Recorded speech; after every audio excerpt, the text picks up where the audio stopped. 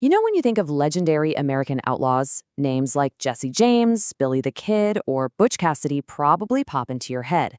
But what about the ones history just kind of left behind? Today, we are diving deep into the story of a man who was once called the Jesse James of the East, a truly notorious 19th century gang leader whose incredible story has been almost completely wiped from our memory. So, this is how the story ends. Not in some blaze of glory, but in a county poorhouse. This really stark quote from a local newspaper paints such a tragic final picture of Ike Buzzard, a man who was once the most feared person in Pennsylvania.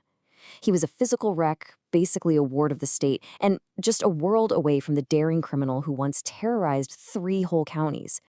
So that's the big question we're unpacking today, right?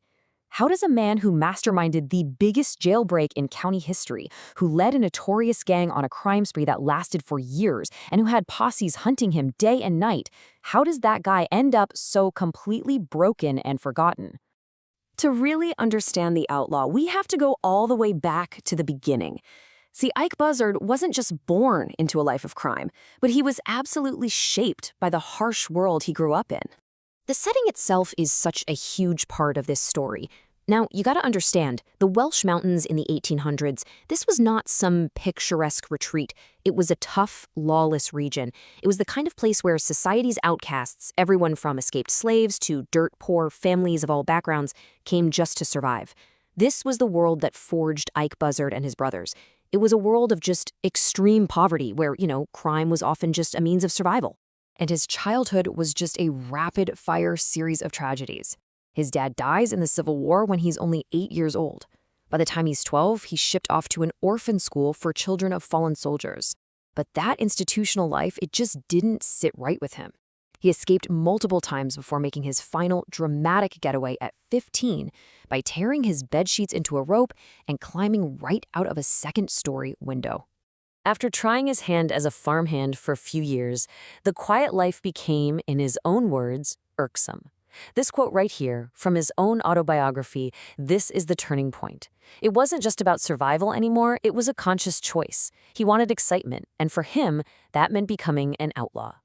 And let me tell you, he didn't just dip his toes in. He, along with his brothers Abe, Joe, and Martin, launched a crime spree that would make them the most wanted men in the entire state.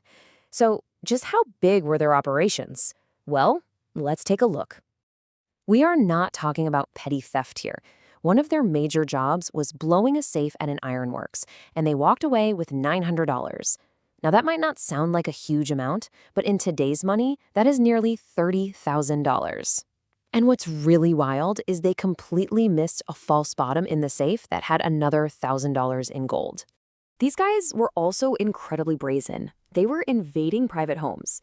In one robbery, they held a family captive, while Ike just casually ransacked the house, finding $380. That's over $12,000 today, stolen right from under a family's nose while they slept.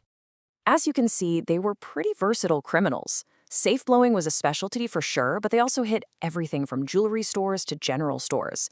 They even held up a sleighing party full of people.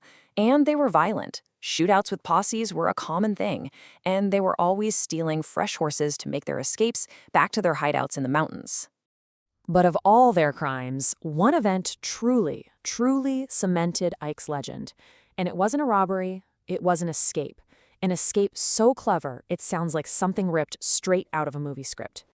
Okay, so how did he pull this off? It all started with a canary. Seriously, Ike, who was a known bird breeder, trained a mother canary to fly notes to his brother Abe's cell. So on the night of a big boxing match, when the prison was understaffed, Ike put his plan into motion. He asked a guard to move the canary cage, and the guard foolishly left Ike's cell door open. In that one moment, Ike ambushed the guard, locked him in Abe's cell, and snatched the keys. He then freed 10 other long-term prisoners. They raided the guard's desk for weapons, knocked out the prison blood dog, and scaled the wall. It was the largest jailbreak in the county's history. And here's the best part. After a previous failed escape attempt, a prison inspector had taunted Ike, saying, "The buzzard can scratch, but he can't fly." Ike's reply, "I told them that I would fly yet." And with a canary as his accomplice, he did exactly that. But legends can't fly forever. After nearly 2 years on the run, a chase that stretched all the way from Pennsylvania to Iowa, Ike's luck finally ran out. And that brings us full circle to how his story ends. His downfall was incredibly swift. He was finally caught in Chicago in 1884. After doing his time in the notorious Eastern State Penitentiary, he got out in 1892. But just a year or so later, his health completely collapsed. He went blind and became paralyzed, probably from an old gunshot wound to the head. His life of crime was over. He spent his final decades in a poorhouse, dying in 1930, and was buried in an unmarked grave. So why is Jesse James a household name while Ike Buzzard is basically a historical footnote? Well, the answer really lies in the power of storytelling. Jesse James became a legend through these high-profile train and bank robberies, and, this is crucial, murder. His story was mythologized, turning him into the symbol of rebellion. Ike, on the other hand, for all his crimes, never killed anyone. He mixed his big heists with petty crimes like stealing chickens, which just doesn't build the same fearsome mythology. One became a legend, the other just a local menace.